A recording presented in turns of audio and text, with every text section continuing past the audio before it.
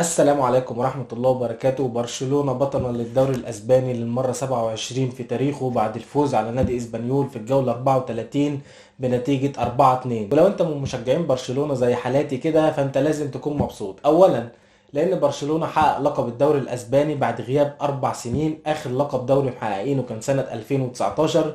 ثانيا إن اللقب اتحقق على نادي إسبانيول في أرض نادي إسبانيول، وكمان قرب نادي اسبانيول بانه يهبط للدرجة التانية. نادي اسبانيول دلوقتي في المركز اللي قبل الاخير من 34 ماتش عنده 31 نقطة. المركز اللي فوقه ختافي عنده 34 نقطة، يعني في فرق 3 نقط عن المركز اللي فوقه. فالهزيمة دي ممكن تقرب نادي اسبانيول الابن العاق لبرشلونة من الهبوط لدوري الدرجة التانية. فانت لازم تكون مبسوط لو بتشجع برشلونة للسببين دول. وشفنا كلنا بعد الماتش لعيبة برشلونة وهي بتحتفل على ارض ملعب نادي اسبانيول، لدرجة ان الجماهير تم استفزازها، جماهير اسبانيول، ونزلت في الملعب على لعيبه برشلونه. بس لعيبه برشلونه دخلت بسرعه اوضه اللبس، وما اعتقدش ان في حد اتاذى يعني. في منظر بعد الماتش طبعا كلنا شفناه، معرفش منكم حد شافه ولا لا، بس المنظر طبعا صعب ان هو يحصل في دوري كبير زي الدوري الاسباني. جماهير نزلت ارض الملعب. ممكن الناس تغلط لعيبه برشلونه انها احتفلت في ارض ملعب نادي اسبانيول، بس ده شيء يبسطني انا جدا يعني. وجماهير نزلت بس ما لحقوش يطولوا حد من اللعيبه، اللعيبه كلها دخلت اوضه اللبس. اعتقد ان ما حدش اتاذى من اللعيبه ولله الحمد. دي تاني بطوله لمستر تشافي هرنانديز مع نادي برشلونه بعد التتويج بالسوبر الاسباني على الغريم ريال مدريد في السعوديه. فالدوري الاسباني السنه دي تاني بطوله لتشافي مع الفريق، وانا بعتبرها اهم بطوله. التتويج ببطوله الدوري بطوله مهمه جدا، وده ليه؟ لان تتويجك ببطوله الدوري معناها انك كويس طول السنه، معناها انك نفسك طويل.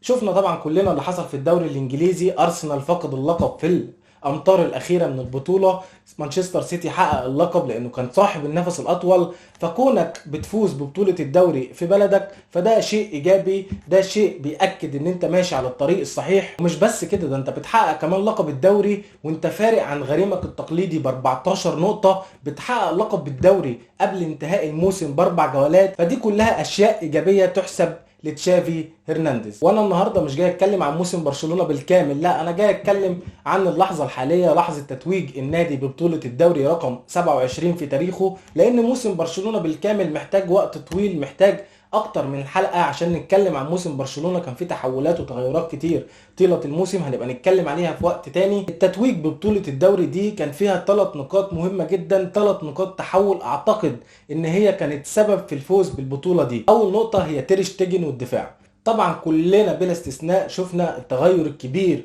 اللي حصل في دفاع برشلونة في الموسم ده. اعتقد انه اقوى دفاع في الدوريات الخمسة الكبرى.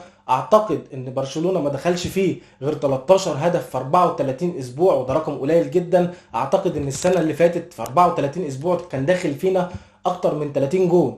فالفرق كبير جدا، انا بقول لك 13 جون في 34 ماتش. فالعامل او عامل من ضمن العوامل في تتويج برشلونة بالدوري الاسباني السنه دي هي الدفاع وحارس المرمى تير شتيجن. تير شتيجن كان له تدخلات السنه دي اعتقد انها جابت نقط كتير لبرشلونه في الدوري، فده كان اول عامل من عوامل نجاح برشلونه في التتويج بالدوري الاسباني الموسم ده. العامل الثاني هو الفوز ببطوله السوبر الاسباني على الغريم ريال مدريد في السعوديه. اعتقد ان تتويج برشلونه بالسوبر الاسباني في السعوديه على ريال مدريد ادى اللاعبين كتير الثقه، حتى الجماهير بعد التتويج بالسوبر ده بدات تثق في الفريق، بدات الناس تفهم ان تشافي وفريقه ماشيين على الطريق الصحيح. النقطه الثالثه وهي نقطه فنيه، واللي اعتقد هي اهم نقطه وكانت سبب في تتويج برشلونه بالدوري الاسباني السنه دي، هي اللعب باربعه في خط الوسط. تشافي كان في بدايه الموسم بيلعب بثلاثه في خط الهجوم، بحيث ان ديمبلي يكون على طرف ورافينيا يكون على طرف وليفاندوفسكي في خط الامام،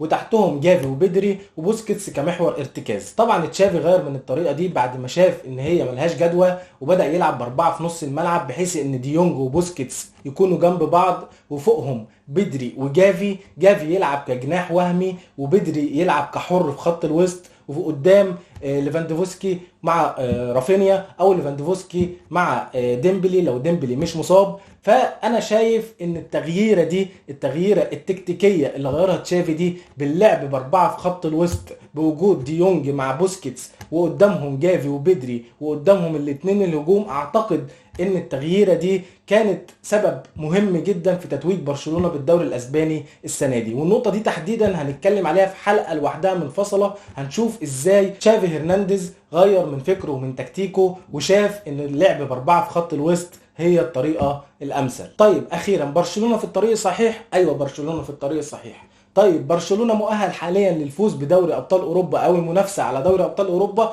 لا. الاجابه بكل صراحه لا. برشلونه محتاج تدعيم في مراكز كتير. كلنا شفنا في بطوله دوري ابطال اوروبا لما خط الدفاع غاب قصاد انتر ميلان، شفنا طبعا الكوارث اللي حصلت لان مفيش البديل الكفء للعيب الاساسي. شفنا طبعا في غياب جافي وبدري في ماتش العوده في مانشستر يونايتد لما غابوا ايه اللي حصل، لان مفيش البديل الكفء.